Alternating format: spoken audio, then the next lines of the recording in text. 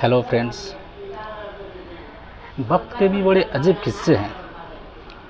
किसका कटता ही नहीं और किसके पास होता नहीं।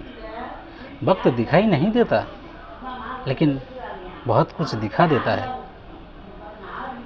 अपनापन तो हर कोई दिखाता है, लेकिन अपना कौन है ये सिर्फ वक्त बताता है। किसी ने पूछा कि आपका इस दुनिया में अपना कौन है, तो जवाब आया, अगर वक्त अच्छा हो तो सब अपने हैं, वरना कोई भी नहीं। इसलिए कहते हैं कि समय आपका अच्छा हो तो आपका गलती भी सबको मजाक लगता है।